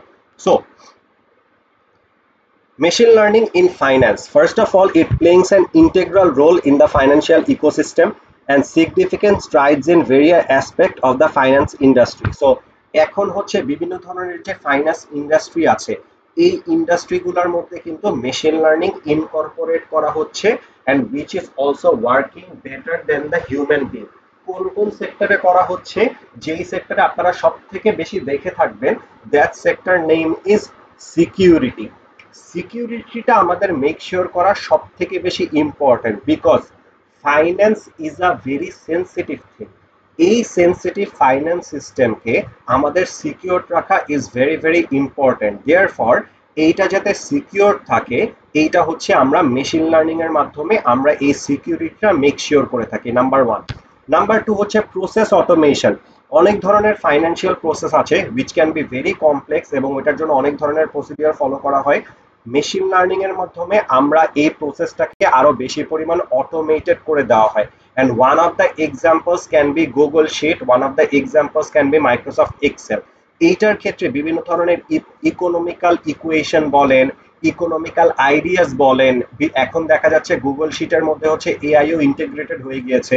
So এই প্রসেসগুলো হচ্ছে automate করা আমাদের জন্য অনেক বেশি পরিমাণ easier. Under writing and credit scoring, এটা নিয়ে আমরা কথা বলবো। Algorithmic trading talks about the stock market, stock মার্কেটে হচ্ছে কখন ইনভেস্ট করা উচিত, কখন ইনভেস্ট করা উচিত না, এই জিনিসগুলো হচ্ছে মেশিন লার্নিং আমাদেরকে বলে দেয়। Next comes the robo advisory. Robo advisory হচ্ছে আমাদের বিভিন্ন ধরনের ফাইন্যান্সিয়াল অ্যাডভাইস দিয়ে থাকে। এই জিনিসগুলোই হচ্ছে পরের স্লাইডে বলা আছে। So why are we using machine learning? Because process automation and efficient data analysis. আপনারা যদি একটু চিন্তা করে দেখেন, ফাইন্যান্সিয়াল সেক্টর অথবা economy, it's all about the data. এখন বিইং আ হিউম্যান বিং আমরা যে পরিমাণ ডেটা অথবা ইনফরমেশন প্রসেস করতে পারবো, মেশিন কিন্তু তার থেকে অনেক বেশি পরিমাণ ডেটা প্রসেস করতে পারবে এবং পুরো প্রসেসটাকে সে হচ্ছে অটোমেট করে দিতে পারবে। সো এই ডেটাগুলোকে অ্যানালাইসিস করে কোনটা আমাদের জন্য প্রফিটেবল হবে, আমরা কোন ওয়েতে কাজ করতে পারবো, এই ইমপ্লিমেন্টেশনাল সেক্টরের ক্ষেত্রে কিন্তু মেশিন লার্নিং অনেক বেশি পরিমাণ ইফেক্ট ফেলছে। Recognise pattern and make smart decision. বিভিন্ন ধরনের প্যাটার্নের কথা যদি আপনি চিন্তা করেন, অনেক ধরনের ডেটায় অনেক ধরনের প্যাটার্ন থাকে। সো এই প্যাটার্নগুলো অ্যানালাইসিস করে আমাদের যে বিভিন্ন ধরনের ফাইন্যান্সিয়াল ডিসিশন, এই ডিসিশন হচ্ছে মেশিন আমাদেরকে নিতে হেল্প করে with the help of machine learning. Simple একটা এক্সাম্পল দিই, if you consider about the suppose let's consider about stock market. Stock মার্কেটের ক্ষেত্রে আমরা অলরেডি জানি যে যখন কোম্পানির প্রফিট বাড়ে, কোম্পানির যখন সেলস বাড়ে, অটোমেটিক্যালি ওই কোম্পানির হচ্ছে স্টকের দাম বেড়ে যায়। সো একটা কোম্পানির স্টকের দাম যখন বাড়ে তখনই কিন্তু আমরা ওই কোম্পানির স্টকটা কিনি। সো ইন জেনারেল বাংলাদেশের পার্সপেক্টিভে যদি চিন্তা করেন, if there is a company, যে কোম্পানি হচ্ছে লেদার জ্যাকেট সেল করে, ওই লেদার জ্যাকেটটা কোন মান্থে বা ওই কোম্পানিটা কোন মান্থের দিকে সব থেকে বেশি প্রফিট করবে? কোরবানির সময়। কোরবানির সময়, okay, that can be done. Anything else? কোরবানির সময় হচ্ছে প্রোডাকশন বাড়বে, বাট কোন সময় মানুষজন বেশি কিনবে? If I am talking about a leather jacket in the Times of winter. Very good. তার মানে হচ্ছে কোম্পানিটার ক্ষেত্রে এই যে আমি হচ্ছে একটা কোয়েশ্চেন করে আমি কিন্তু দুইটা অ্যান্সার পেলাম, তার মানে এইটা আপনারা কি করলেন, আপনারা ইনফরমেশন বা ডেটা দিয়ে অ্যানালাইসিস করলেন কোন সময় আমি বেশি প্রোডাকশনে যেতে পারবো ইন দ্য টাইম যখন হচ্ছে কোরবানির টাইম চলে আসে, কোন টাইমে মানুষজন বেশি কনজিউম করবে যখন হচ্ছে শীতের টাইম আসবে। সো এই যে অ্যানালাইসিসগুলা, এই অ্যানালাইসিসগুলা প্রপারলি করে কোন সময় হচ্ছে আমাদের স্টক কেনা উচিত, কোন সময় কেনা উচিত না, এই প্যাটার্নগুলো রেকগনাইজ করে মেশিন কিন্তু আমাদেরকে ডিসিশন দিয়ে থাকে। Making business more secure and risk free. একটা পার্টিকুলার বিজনেসের মধ্যে দেয়ার are a lot of risk. এই রিস্ক ফ্যাক্টরগুলো আমরা অ্যাজ আ হিউম্যান বিং অত বেশি পরিমাণ কিন্তু অ্যানালাইসিস করতে পারি না। সো এই জিনিসগুলো মেশিন হচ্ছে অনেক ইজিয়ার ওয়েতে অ্যানালাইসিস করে আমাদেরকে আরেকটু সিকিউরিটি দেয়, যেটার কারণে আমরা হচ্ছে রিস্ক ফ্রি থাকতে পারি যে আমরা এই সেক্টরে কি ইনভেস্টমেন্ট করা উচিত নাকি উচিত না। Cutting losses all the while increasing profitability for financial institution. So আপনার at the end of the day ফাইন্যান্সের মেইন গোল কি? মেইন গোল হচ্ছে লসকে কাট ডাউন করা, প্রফিটকে ইনক্রিজ করা। সো মেশিনের মেইন গোল এটাই থাকে যে এনিহাউ ডেটা বা প্যাটার্নটাকে ফলো করে আপনাকে এই ধরনের অ্যাডভাইস দিবে যাতে হচ্ছে লসটা কাট ডাউন হয়ে যায় এবং প্রফিট হচ্ছে ইনক্রিজ হয়। So this is the concept of the machine learning or the impact of machine learning in finance. So এটার ক্ষেত্রে যেই সেক্টরগুলো আছে এই সেক্টরগুলো আমি আগেই কথা বলেছি। সো ওয়ান বাই ওয়ান দেখা যাক। নাম্বার ওয়ান হচ্ছে সিকিউরিটি। সিকিউরিটির ক্ষেত্রে one of the important sector is fraud detection.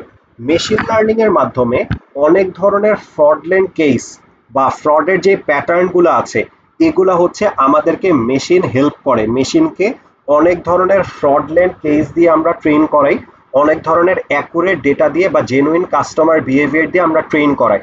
Train করানোর পরে এরপরে যখন একটা নতুন কোনো কেস আসে তখন আমাদের মেশিন সেটা অ্যানালাইসিস করে যে প্রিভিয়াসলি এই প্যাটার্নের কোনো ধরনের কোনো ইনসিডেন্ট ফ্রড ডিটেকশনে হয়েছে নাকি। যদি মনে হয় হয়ে গিয়েছে তাহলে আমাদের ফ্রডকে এরকম ওয়েতে ডিটেক্ট করে দিতে পারে। যদি মনে করে যে না this is an genuine customer, in that case তারা আমাকে সাজেস্ট করে যে না this is not a fraud part, you can do the investment or something like that. So fraud ডিটেকশনের ক্ষেত্রে মেশিন অনেক ভালো ওয়েতে কাজ করে। Financial giants like PayPal, CT currently using machine learning to identify fraudulent behavior, credit card fraud. Credit card fraud কিন্তু it's not a problem of this country, it is a worldwide global problem. বারবার হচ্ছে আপনাকে call দিবে, call দেওয়ার পর কোনো না কোনো ওয়েতে আপনার ক্রেডিট কার্ডের পিন অথবা পাসওয়ার্ড ক্র্যাক করার ট্রাই করবে। সো এইটার জন্য যে বিভিন্ন ধরনের প্যাটার্ন বা প্রসিডিওর আছে এই প্যাটার্ন বা প্রসিডিওর আগে থেকে মেশিনকে বলে দেওয়া হয়। মেশিন সেই অনুযায়ী আইডেন্টিফাই করতে হেল্প করে যে কেউ একজন কোনো পার্টিকুলার কাস্টমারের থেকে ক্রেডিট কার্ডের পিন নাম্বার কি জানার ট্রাই করছে নাকি ক্রেডিট কার্ডটা অ্যাক্সেস করার ট্রাই করছে। এই সব ধরনের সিকিউরিটি কিন্তু মেশিন লার্নিং এর মাধ্যমে দিয়ে থাকে। Number one.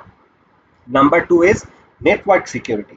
নেটওয়ার্ক সিকিউরিটি হচ্ছে আমাদের এখন যত ধরনের ট্রানজ্যাকশন আপনি দেখবেন, সব ধরনের ট্রানজ্যাকশন কিন্তু ফাইন্যান্সিয়াল ইনস্টিটিউশন, ব্যাংক, বিকাশ, যে কোনো কিছু বলেন না কেন, সবগুলা কিন্তু ইন্টারনেটের মাধ্যমে, নেটওয়ার্কের মাধ্যমে হয়ে থাকে। কোনো কারণে যদি নেটওয়ার্ক সিকিউরিটি ব্রিচ হয়, কোনো কারণে যদি নেটওয়ার্ক সিকিউরিটি হ্যাকড হয়, ইন দ্যাট কেস কিন্তু আমাদের ফাইন্যান্সিয়াল সিস্টেম একদম ডাউনওয়ার্ডসে চলে যাবে। সো এই নেটওয়ার্ক সিকিউরিটিটাকে আরো সিকিউর রাখার জন্য আমরা হচ্ছে ম্যাসিভলি মেশিন লার্নিংকে এনহ্যান্স করি, যাতে এটা হচ্ছে সাইবার ক্রাইম যেগুলো আছে, সাইবার ক্রাইমগুলোকে কমায় দেয় এবং আমাদের নেটওয়ার্কটাকে আরো বেশি পরিমাণ সিকিউর রাখতে পারে। By using machine learning, financial institutions are protecting their customers' identity from the account takeover, frauds, and breach of the data. So, machine learning যেটা করে, মেশিন লার্নিং হচ্ছে একটা পার্টিকুলার কাস্টমারের আইডেন্টিটিটাকে ফুললি হাইড করে ফেলে। সো ফুললি যখন hide করে ফেলে, তার কোনো ইনফরমেশন কিন্তু ব্রেক করা যায় না। এখান থেকে আপনাদের হচ্ছে প্রিভিয়াস একটা লেকচারের কনসেপ্ট চলে আসে। সো একটা চ্যাপ্টার থেকে যে একটাই কোয়েশ্চেন হবে নট নেসেসারি, মাল্টিপল চ্যাপ্টার থেকে মিক্স অ্যান্ড ম্যাচ করে কিন্তু কোয়েশ্চেন আসতে পারে। সো আমি যদি মিডের আগের চ্যাপ্টারগুলোর কথা বলি, there was a concept which were the differences between privacy and security. Network security যখন আমি বলছি যে একটা ইউজারের আইডেন্টিটি পুরোপুরি হাইড করে ফেলতেছে, is that privacy or security? Sir privacy. Very good, privacy. তার মানে আইডেন্টিটি যদি হাইড করে ফেলে, তার ইনফরমেশন বা ডেটা ব্রিচ করার কিন্তু কিছু নাই। সো মেশিন লার্নিং যেটা করে, আমাদের প্রাইভেসিটাকে মেক শিওর করে, আমাদের যে বিভিন্ন ধরনের অ্যাকাউন্টস এর ইনফরমেশন আছে, সেন্সিটিভ ইনফরমেশন আছে, এইটাকে হচ্ছে সিকিউরড রাখে। So this is the concept of the machine learning in security. এরপরে আসে হচ্ছে credit scoring and risk management. এখানে অনেক ধরনের ইনফরমেশন দেওয়া আছে, এটা হচ্ছে আমি লাইন বাই লাইন যাব না, আমি জাস্ট আপনাদেরকে বেসিক আইডিয়া দিয়ে দিব, তাহলে আপনাদের হচ্ছে বুঝতে সুবিধা হবে। ক্রেডিট স্কোরিং হচ্ছে একটা কাইন্ড অফ স্কোর। এই স্কোরটার মাধ্যমে আমরা ফিগার আউট করার ট্রাই করি একটা পার্টিকুলার মানুষকে লোন দেওয়া উচিত নাকি উচিত না, as simple as that. So মনে করেন, let's say there is a credit scoring limit 5। কারো ক্রেডিট স্কোর যদি 5 এর, আমি হচ্ছে একটা ব্যাংক, আমি একজন ব্যাংকার, আমি একটা ব্যাংকের মেম্বার। সো আমার ক্রেডিট স্কোরিং যেটা করব, আমার সকল ওই পার্টিকুলার কাস্টমারের সব ইনফরমেশন দিয়ে একটা ক্রেডিট স্কোর বের করার ট্রাই করে। যদি ক্রেডিট স্কোরটা 5 অ্যান্ড অ্যাবভ হয়, তার মানে তাকে লোন দেওয়া যায়। যদি 5 এর থেকে বিলো হয়, তার মানে আমি বুঝতে পারবো সে হচ্ছে ডিফল্টার হতে পারে, তাকে হচ্ছে এই লোনটুকু দেওয়া যাবে না। This is the concept of the credit score. So credit স্কোরের মাধ্যমে ডিসাইড করা হয় একটা পার্টিকুলার মানুষের লোন অ্যাপ্লিকেশন একসেপ্ট করা উচিত নাকি রিজেক্ট করা উচিত। So suppose there is a particular person যার হচ্ছে for example who wants $10,000 as a loan, তার let's say $5,000 এর প্রপার ব্যাংক ব্যালেন্স আছে কারেন্টলি, তারপরে হচ্ছে $12,000 এর হোম আছে, $8,000 এর গাড়ি আছে, সামথিং লাইক দ্যাট। সো এই পরিমাণ ক্যাপিটাল হচ্ছে তার কাছে আছে। সো এরকম যদি ক্যাপিটাল থাকে, ইন দ্যাট কেস ওই মানুষটাকে কিন্তু $10,000 লোন দেওয়া যায়, বিকজ মানুষটা যদি কোনো কারণে ডিফল্টার হয়, এইখান থেকে তার ওই ব্যাংকের পার্টিকুলার টাকাটা হচ্ছে আদায় করা যাবে। সো এই যে প্রিভিয়াস ডেটাটা আছে বা প্রিভিয়াস ইনফরমেশনটা আছে, এইটার উপর বিভিন্ন ওয়েটসের মাধ্যমে এই ক্রেডিট স্কোরটাকে বের করে দেওয়া হয়। তার মানে ক্রেডিট স্কোর আমাদেরকে বেসিক্যালি বলে দেয় একটা মানুষ যদি লোন অ্যাপ্লিকেশন করে থাকে, তার অ্যাপ্লিকেশনটা কি একসেপ্ট করা উচিত নাকি রিজেক্ট করা উচিত। So there is a particular threshold of the credit score, ওইটা যদি ক্রস করে, ইন দ্যাট কেস মানুষটাকে লোন দেওয়া উচিত। ওটা যদি ক্রস করতে না পারে, তার মানে বোঝা যাচ্ছে তার যে পরিমাণ প্রপার্টি আছে, that is not enough to give that particular person this amount of loan. So তখন হচ্ছে আমরা লোন দেই না। এই যে ক্রেডিট স্কোরিং এবং রিস্ক অ্যাসেসমেন্ট, পুরো জিনিসটাই করা হয় হচ্ছে মেশিনের মাধ্যমে, এবং মেশিনই আমাদেরকে বলে দেয় এই মানুষটার ক্রেডিট স্কোরটা কত, এবং ওই ক্রেডিট স্কোর দিয়েই আমরা ফিগার আউট করার ট্রাই করি এই মানুষটাকে কি লোন দেওয়া উচিত নাকি উচিত না। মনে রাখবেন, credit scoring is a very important concept for the final and also for the quiz as well. So এই কনসেপ্টটা হচ্ছে ভালো করে বেসিক্যালি বুঝে নেবেন। সো এরপর আসে হচ্ছে stock market trading.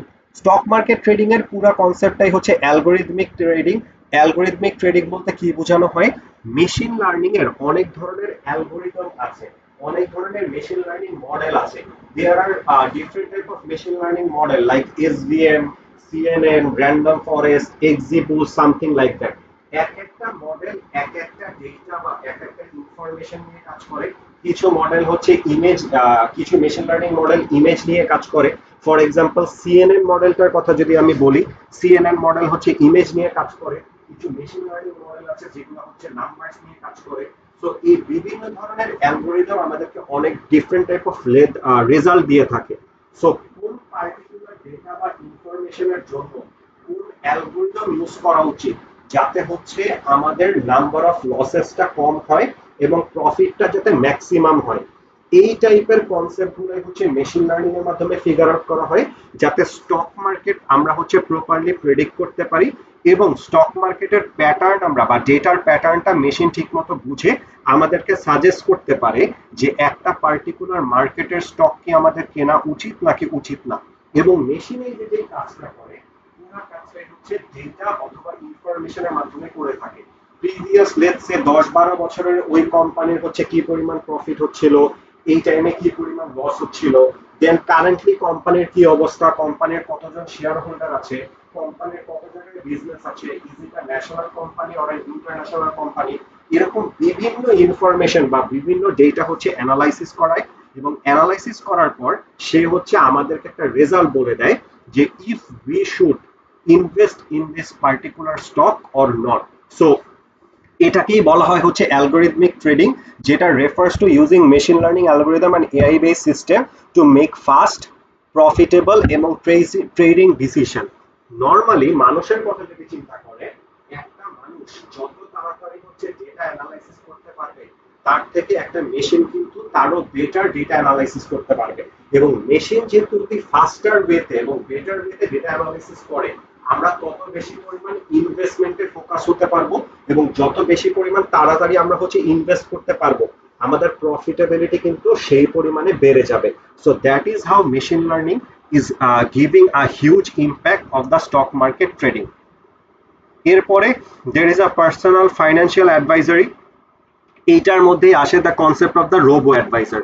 Robo advisor কি করে, এটা হচ্ছে একটা মেশিন লার্নিং বেসড সার্ভিস যেটা হচ্ছে আমাদেরকে পার্সোনাল ফাইন্যান্সিয়াল অ্যাডভাইজার হিসাবে কাজ করে।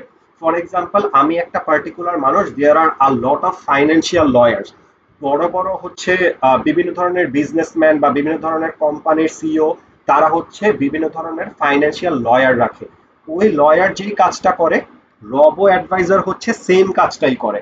তারা কি করে, তারা বেসিক্যালি আপনাকে বলে দেয় যে আপনার ফাইন্যান্সিয়াল গোল অথবা প্রিভিয়াস ক্রেডিট হিস্ট্রি অনুযায়ী আপনার কোন কোন জায়গায় হচ্ছে ইনভেস্টমেন্ট করা উচিত, কোথায় কোথায় এখন ইনভেস্টমেন্ট করলে স্মার্ট ইনভেস্টমেন্ট হবে, কোন কোন ডিসিশন আপনার নেওয়া উচিত, কোন কোন ডিসিশন নেওয়া উচিত না।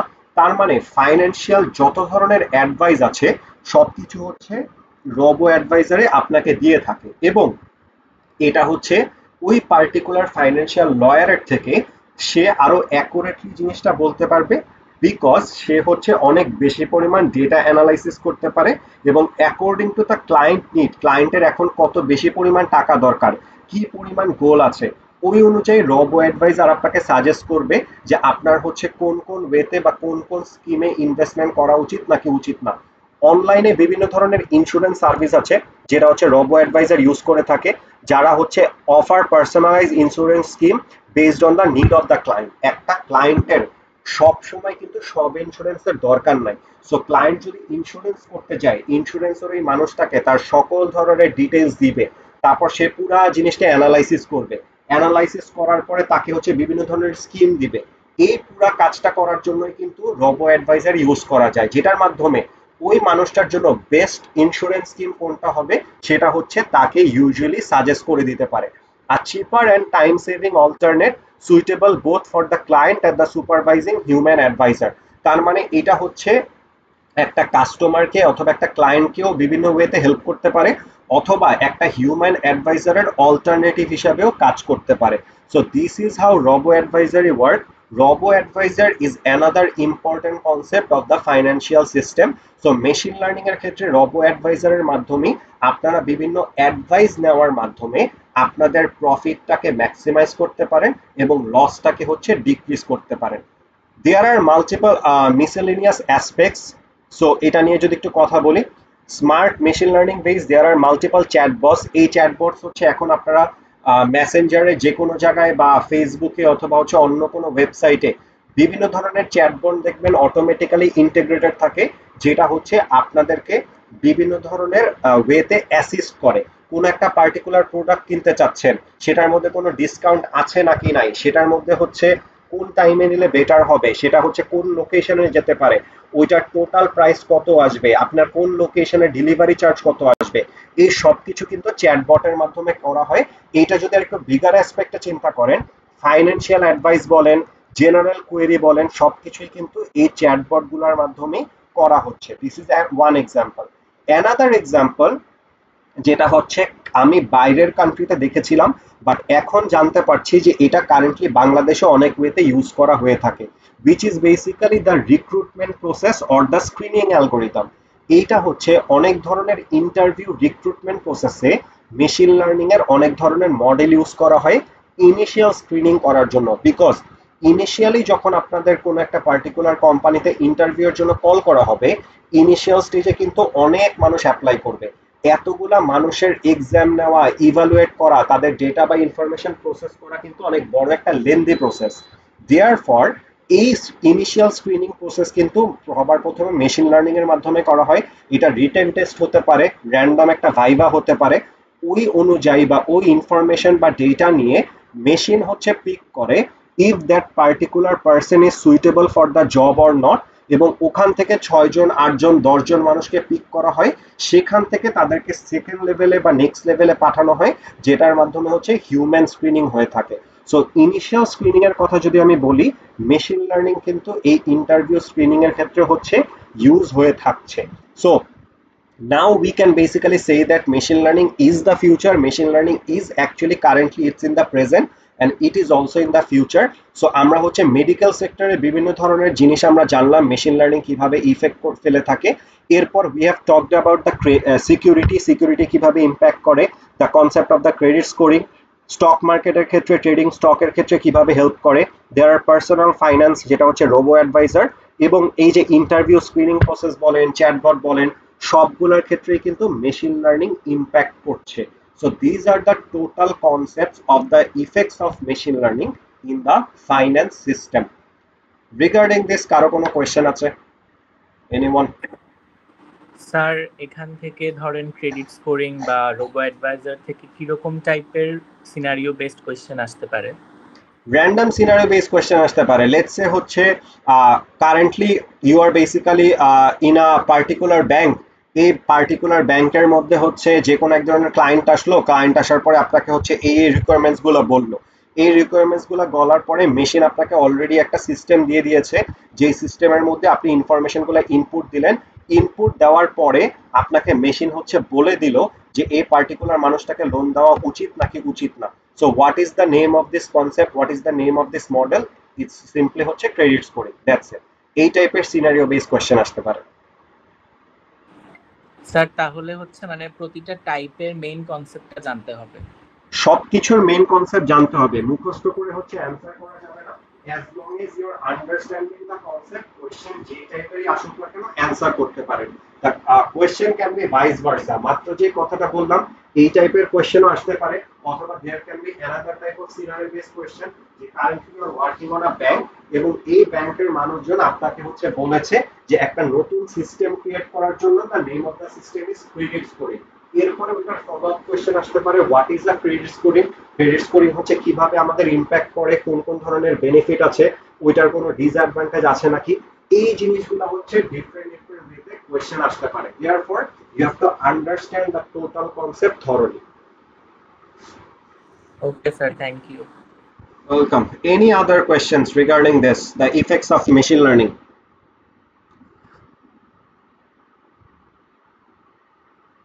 ওকে, সো যদি ইয়েস মিস বলেন। স্যার একটু অফ টপিকে, এটা রিলেটেড বাট একটু অফ টপিকে একটা কোশ্চেন ছিল। হ্যাঁ হ্যাঁ বলেন। স্যার আমি যদি একটা সফটওয়্যার বিল্ড আপ করতে চাই for detecting like cancer, any type of cancer based on the histology, আমি একটা সেল লাইন নিচ্ছি, দেন মাইক্রোস্কোপিক হিস্টোলজি করে আমি হচ্ছে লেবেল ডেটা দিয়ে একটা সফটওয়্যার বিল্ড আপ করবো, যেখান থেকে হচ্ছে ফটোগুলো দিলেই ওর যে মাইক্রোস্কোপিক যে ইমেজগুলো আছে ওগুলো দেওয়ার পরে হচ্ছে আমার ডিজিজ আইডেন্টিফিকেশন করতে পারবে এটা এক্স্যাক্টলি কোন টাইপ অফ ক্যান্সারের কোন স্টেজে আছে। So that's the idea, but problem হচ্ছে আমি কনসেন্টটা নিব কিভাবে? বাট আপনি যে এটা করছিলেন বললেন আপনার থিসিসে, ওখান থেকে আপনি মানুষের কনসেন্ট কিভাবে নিবেন? আচ্ছা, কনসেন্ট হচ্ছে there are basically two types of things. একটা হচ্ছে র্যান্ডম ডেটা আর একটা হচ্ছে অ্যাকচুয়াল পেশেন্ট ডেটা। সো আমি হচ্ছে যেই পার্টিকুলার ডেটা নিয়ে কাজ করেছিলাম সেটাকে হচ্ছে র্যান্ডম ডেটা বলা হয়। র্যান্ডম ডেটা হচ্ছে গিয়ে মানুষজন হচ্ছে নিজেদের থেকে ওই ইনফরমেশনগুলো প্রোভাইড করে বা নিজেদের থেকে দিয়ে থাকে, এবং অ্যাকর্ডিং টু দ্যাট আমরা হচ্ছে ওইটা নিয়ে মেশিনকে ট্রেন করাতে পারি। For example, if I show you guys this, there is a website called Kaggle. So ক্যাগেলের ক্ষেত্রে হচ্ছে আপনারা ক্যাগেলের মধ্যে বিভিন্ন ধরনের ডেটা বা ইনফরমেশন পাবেন, অনেক ধরনের ইমেজেস থাকে, অনেক কিছুই থাকে। সো এগুলার জন্য আলাদাভাবে কনসেন্ট নেওয়া লাগে না। এগুলা নিয়ে যদি আপনি কাজ করেন, ইন দ্যাট কেস হচ্ছে আপনার ফর এক্সাম্পল আপনার রিসার্চ পেপারের কথা বলেন বা সফটওয়্যারের কথা বলেন, সেখানে হচ্ছে তাকে ক্রেডিট দেওয়া লাগে বা তাকে রেফার করা লাগে, যাতে পুরো কনসেপ্টটা হচ্ছে প্লেজারাইজ না হয়। সো আপনি হচ্ছে এখানে বিভিন্ন ধরনের এই যে ডেটা সেট আছে, মডেল আছে, অনেক ধরনের ডেটা সেট আপনি চাইলে সার্চ করতে পারেন। So let's say chest X-ray images something like that. So এরকম সার্চ করলে এই যে COVID-19 chest X-ray images data set, chest X-ray for COVID-19 and everything, এরকম হচ্ছে মাল্টিপল আপনি হচ্ছে ডেটা পাবেন। এখান থেকে ডেটা সেটটা নিয়ে আপনি কাজ করতে পারেন। So if you go into this particular data, এখানে হচ্ছে you can get the users information, যে যিনি হচ্ছে এটা আপডেট করেছেন, the name of that person is Alif Rahman. So এটার ওনার হচ্ছে ইমেল টিমেল এন্ড এভরিথিংও দেওয়া থাকে, সেটার মাধ্যমেও করতে পারেন। এবং এই যে এখানে লাইসেন্স মেনশন করা থাকে, সো এই লাইসেন্সটা মানে হচ্ছে এই পার্টিকুলার ইমেজটা ইউজ করার লাইসেন্স দিয়ে দেওয়া হয়েছে। সো এটার জন্য আলাদাভাবে আপনার কোনো কনসেন্ট নেওয়া লাগবে না, আপনি এখান থেকে ইনফরমেশন নিয়ে কাজ করতে পারেন। So this is one way. Another way হচ্ছে আপনি যেটা বললেন যে এইটাতে তো হচ্ছে পেশেন্টদের প্রাইভেসি নষ্ট হতে পারে অ্যান্ড এভরিথিং। সো সেটার জন্য there is another type of concept, যেটাকে বলা হয় হচ্ছে ফেডারেটেড লার্নিং। ফেডারেটেড লার্নিং এর ক্ষেত্রে ফেডারেটেড লার্নিং হচ্ছে মেশিন লার্নিং এর একটা ডিফারেন্ট টাইপ অফ কনসেপ্ট। আমি কারেন্টলি হচ্ছে আমার মাস্টার্সের যে থিসিস করছি, আমি মাস্টার্সের থিসিস হচ্ছে ফেডারেটেড লার্নিং নিয়ে কাজ করছি। ফেডারেটেড লার্নিং যেটা হয়, ফেডারেটেড লার্নিং এর ক্ষেত্রে আমি হচ্ছে পেশেন্টের কাছ থেকে ডেটা বা ইনফরমেশন গ্যাদার করি না, আমি পেশেন্টকে একটা মডেল দিয়ে দেই, পেশেন্ট ওই মডেলটার মধ্যে তার ইমেজটা দিয়ে ট্রেন করে, ট্রেন করার পরে মডেলটা আমাকে সেন্ড করে দেয়। ইন দ্যাট কেস তার ওই পেশেন্টের ইনফরমেশন কিন্তু লিক হলো না, আর আমার মডেলটা কিন্তু তার ইমেজ বা ডেটা দিয়ে হচ্ছে ট্রেন হয়ে গিয়েছে। সো এই যে যে কনসেপচুয়াল থিওরিটা, এটাকে হচ্ছে ফেডারেটেড লার্নিং বলা হয়। এটা আরেকটু ইনডেপথ নলেজ, আপনি হচ্ছে আমার কনসালটেশন আওয়ারে আসলে বা আলাদা ক্লাস টাইমে আমি জিজ্ঞেস করলে আমি হচ্ছে তখন আরেকটু ভালো মতো আপনাকে বুঝাই দিতে পারবো। বাট ইউজুয়াল কেসে কনসেন্টের কথা যদি বলেন, দেয়ার আর টু টাইপ অফ ডেটা। একটা হচ্ছে পাবলিকলি অ্যাভেলেবল ডেটা, যেটা হচ্ছে মানুষজন উইলিংলি শেয়ার করে, এখান থেকে নিয়ে আপনি ইউজ করতে পারেন। আর যেটার জন্য আপনাদের হচ্ছে পেশেন্টের কাছ থেকে আলাদাভাবে কনসেন্ট নেওয়া লাগে। সো ওইটার সলিউশনের জন্যই নতুন একটা কনসেপ্ট আসছে, এটা ভেরি রিসেন্ট 2021 অথবা 22 এর concept. The concept is called federated learning. Federated learning is a subsection of machine learning, যেখানে হচ্ছে পেশেন্টদের কাছ থেকে আলাদাভাবে কনসেন্ট নেওয়া লাগে না এবং পেশেন্টের সিকিউরিটি হচ্ছে ভায়োলেশন হয় না।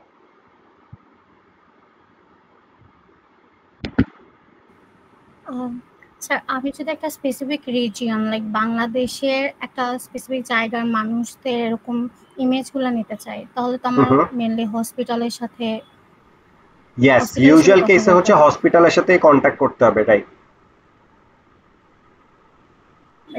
ওইখানে খুব একটা অ্যাভেলেবল যেটা পাওয়া যায় না, ওরা দিতেও চায় না। So that's the problem. এইটা হচ্ছে কান্ট্রি ওয়াইজ প্রবলেম। বাইরের কান্ট্রির কথা যদি চিন্তা করেন, ওইটার জন্য হচ্ছে ফর এক্সাম্পল আমি যদি অস্ট্রেলিয়ার কথা চিন্তা করি, অস্ট্রেলিয়ার একটা মেডিকেলের সাথে আমি ডিরেক্টলি হচ্ছে with the help of my email আমি হচ্ছে কন্ট্যাক্ট করেছি। তাদের কাছ থেকে আমি ইনফরমেশন, তারা আমাকে যতটুকু হেল্প করা যায় অতটুকু হেল্প করেছে, অ্যান্ড আমি তাদের সাথেই হচ্ছে ফেডারেটেড লার্নিং নিয়ে কাজ করছি, যেখানে হচ্ছে আমি তাদেরকে বলেছি যে আপনারা ডেটাটা দিয়ে বা আপনাদের হসপিটালে যত ধরনের ইমেজ আছে সেটা দিয়ে আমার মডেলটাকে ট্রেন করাই দিবেন, আমাকে আলাদাভাবে কোনো ইমেজ দেওয়া লাগবে না। And they were okay with it, because আমি হচ্ছে একটা রিসার্চের জন্য ইউজ করছি, এবং আমার যেই ফিউচার রিসার্চ পেপার হবে ওখানে আমি তাদের সব ধরনের ইনফরমেশন বা সব কিছু আমি তাদেরকে ক্রেডিট দিব। দেয়ারফর ওই সেক্টরে হচ্ছে কারেন্টলি কোনো প্রবলেম নাই। বাংলাদেশের ক্ষেত্রে জিনিসটা যেহেতু সেন্ট্রালাইজ সিস্টেম না, এবং আমাদের সিস্টেমের মধ্যে যেহেতু অনেক ধরনের লুপহোল আছে, দেয়ারফর এখান থেকে ইনফরমেশন গ্যাদার করাটা একটু problematic. Okay, sir. Thank you. Acha, Thank you so welcome. much. You're welcome. Any other questions regarding this? The impact of machine learning. Okay. So, যদি কারো কোনো কোয়েশ্চেন না থাকে, in that case I believe we can conclude our lecture here. আমি হচ্ছে attendance নিব, so attendance যদি দেওয়া হয়ে যায়, in that case you can simply leave. That's it. Thank you everyone for joining, and হচ্ছে গিয়ে by this আমাদের যে মেশিন লার্নিং এর চ্যাপ্টারটা আছে, we have concluded this particular chapter. So আমরা হচ্ছে নেক্সট ক্লাসে নতুন একটা কনসেপ্ট নিয়ে কথা বলবো, যে কনসেপ্টটার মধ্যে আমি জাস্ট যদি বেসিক আইডিয়া দিই, আমরা হচ্ছে ভার্চুয়াল রিয়ালিটি এবং অগমেন্টেড রিয়ালিটি, ভিআর এবং এআর এর যে কনসেপ্টটা আছে, এই কনসেপ্টটাই নিয়ে আমরা কথা বলবো বা এই কনসেপ্টটাই দেখবো। সো এই চ্যাপ্টারটা হচ্ছে পুরোপুরি মেশিন লার্নিং নিয়ে কথা বলে। এই চ্যাপ্টারের ইম্পর্টেন্ট অ্যাসপেক্টগুলো বা যদি সামারাইজ করি, আমরা 3 টাইপের মেশিন লার্নিং দেখেছি, মেশিন লার্নিং এর কিছু এক্সাম্পলস দেখেছি, এবং মেশিন লার্নিং মেডিকেল সেক্টরে অথবা ইকোনমিক্যাল সেক্টরে কোন কোন ওয়েতে ইফেক্ট ফেলতে পারে আমরা হচ্ছে এই জিনিসগুলাই বেসিক্যালি দেখেছি।